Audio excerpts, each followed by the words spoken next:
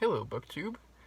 I was going through BookTube the other day and I saw a video that caught my eye. It was by a fellow booktuber by Bren Booth Jones, and he did his top 10 Steve books from his collection of books. And I thought that was a really good idea because, of course, Steve has done 100 billion recommendations of different books. So, he can't help but influence you if you're a reader and you watch his videos religiously every Sunday morning with prayer in between. And, of course, Steve has a huge fingerprint over my own library, and I was curious. What are my top 10 Steve books? And which books represent Steve the most are in my library? And so I found 10 books, and I want to share them with you. We're going to start with number 10. So when we think of Steve, what do we think of? We think of Roman literature. And what is the accumulation of all of Roman literature? It's Marcus Aurelius, his Meditations. And of course, when we think of Steve, we think of really big, fancy Folio Society editions. Because we know Steve absolutely loves his really fancy editions of books. And Roman literature begins and ends with Marcus Aurelius. We got his face here on the cover. And we got Roman literature. So that's number 10 of my Steve books. What is number 9? Well, when we think of Steve books, we think of really thick books. Steve loves a chunkster. It has to be really big. Well, what's bigger than Proust? We got all 7 volumes of Proust here. This is a huge Steve book because Steve, he loves French literature, he loves translated literature, and he loves Marcel Proust. And it's a huge chunkster. So what's not to like? Of course, this is Steve. And remember, if you are one of the OGs of Steve's channel, you might remember when we had Prousttober. Prousttober, one of Steve's famous read-alongs. Everyone got involved. Everyone loved Proust. Man, we had a good time. And if you weren't there, you missed out. So that's number 9. Proust. And a thick book. Well, we move to number 8. And when we think of Steve, we think of Steve's famous line, "The book is always better than the movie." So what better to represent this than Ben-Hur? This is a novel that Steve thinks is way better than the book. Way better than the movie, sorry. The movie is trash. Who would ever want to watch the movie of Ben-Hur when you can read the book? Of course, the movie is always inferior to the book, and the book is always going to be better than the movie. So, that's number 8 on my list of Steve books. Number 7, we know Steve reads a lot of new releases, and what is his favorite genre of new releases? It's obviously contemporary literature. So, what would be better to represent a Steve book than a work of contemporary literature? This is The Corrections by Jonathan Franzen, one of the best and one of Steve's most famous authors of contemporary literature. This is The Corrections. Nice, sturdy hardcover. So that is number 7 of my Steve books. Well, let's go to number 6. And when we think of Steve, we think of a certain kind of animal. And, of course, the animal is a cat. It's a Steve book. This is the Prodigal Cat. And it's a book from the perspective of a cat as it goes through many different owners. And, of course, Steve loves cats. We always think of cats when we think of Steve. So this is number 6 of my Steve books. Number 5.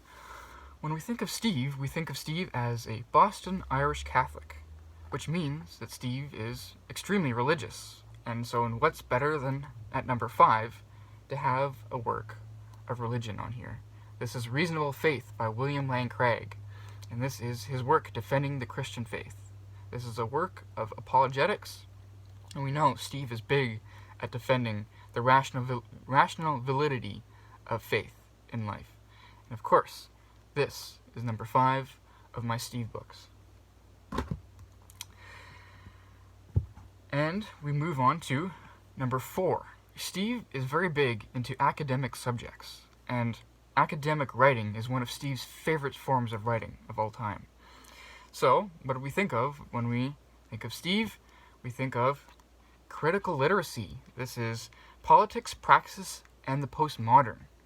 This is a work of academic writing on literacy, and of course, it's a huge Steve book. Steve loves capital I intellectualism, and of course, this is a physical representation of that in a book. And I would like to read you a little section just to get a taste of the kind of writing that Steve absolutely loves when it comes to academic writing. Speculation about the nature of language arising out of post-structuralist and deconstructionalist discussions has led to the realization of the central place of the sign in human activity. At its extreme, this argument maintains that the subject who experiences the object experienced are the mere effect, byproducts, as it were, of the free play of signifiers. The subject, far from being the unified, coherent, sovereign self apart from and above language, is itself a fragmented construction of signification. Signs then speak humans rather than humans speak signs. That makes a lot of sense. Aren't we all just nodding along at this wisdom? Here I wish to argue with this extreme position without abandoning its insistence on the death of the unified, autonomous, independent, and self-present subject. To deny the absolute sovereignty of the subject, however, is not necessarily to deny agency altogether. And it just goes on. And wouldn't you want that much of that kind of writing? That is almost 400 pages. And that is number 4 of my Steve books. Let's move on to number 3. We're going to stay in the vein of academic writing here, but this time it's going to be psychology. And of course, Steve loves psychology. He thinks it's one of the most important disciplines. And what better to represent psychology and a Steve book than Carl Jung? This is Man and His Symbols. This is a huge Steve book because psychology is, of course, one of the most important disciplines of finding capital T truth. And let me read you a section, just to give you a taste.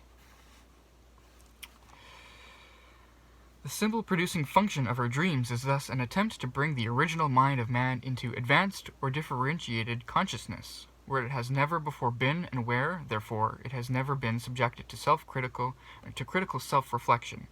For, in ages long past, that original mind was the whole of man's personality.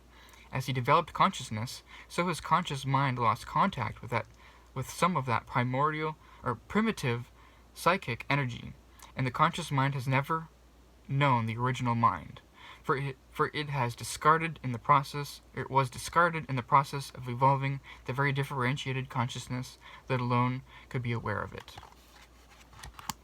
And that is very important that you get all the details of that writing, because that is what truth is. And of course, that is a Steve book. That is number 3. Number 2, we get to the top 2, the 2 most important Steve books in my collection. And I had to go through all my works of philosophy to find what is the most important work of philosophy for Steve. Because Steve loves philosophy and he thinks it's very, very important. We need capital W wisdom. And what better to represent capital W wisdom than Heidegger in Being and Time? I'm going to read you a selection of capital W wisdom. Ontological inquiry is a possible way of interpretation which we characterized as the working out and appropriation of understanding. Every interpretation has its forehaving, its foresight, and its foreconception. If such an interpretation becomes an explicit task of an inquiry, the totality of these presuppositions, which we call the hermeneutical situation, needs to be clarified and made secure beforehand, both in a fundamental experience of the object to be disclosed and in terms of that experience. In ontological interpretation, beings are to be freed with regard to their own constitution of being. Such an interpretation obliges us first to give a phenomenal characterization of being, we have taken as our theme and thus bring it into the scope of our forehaving, with which all the subsequent steps of our analysis are to conform. But at the same time, these steps need to be guided by the possible foresight of the kind of being in question. Forehaving and foresight then prefigure, for conception, at the same time the conceptuality to which all the structures of being are to be brought. Isn't that extremely wise, BookTube? Wouldn't you want to read 500 pages of that? Steve would, and Steve probably has read this many times, because it is number 2 of my Steve books. And that leaves us number 1. What could be number 1?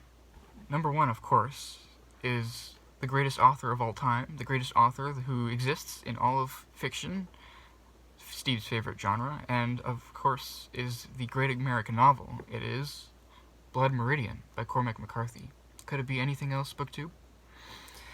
And we all know Steve's incredible ire when Cormac McCarthy passed away, was it within the last year, without having to ever won the Nobel Prize of Literature. Because, of course, Steve thinks the Nobel Prize of Literature is the apex of all literature, and it's the prize of all book prizes, and of course, he wanted Cormac McCarthy, his favorite author, to win that award. But when he passed away, and he didn't win the award, Steve swore that he would never, ever take that award seriously ever again, because they let a master such as Cormac McCarthy go about his literary career, publishing masterpiece after masterpiece, never winning the Nobel Prize. So this is number 1 of my Steve books. It is the great American novel, it is the great American Steve book, and is the number 1 Steve book in all of my collection. I hope you found that insightful and enlightening, and I hope you learned a lot about Steve in the process. And I hope you have a good time, BookTube, and we'll see you next time.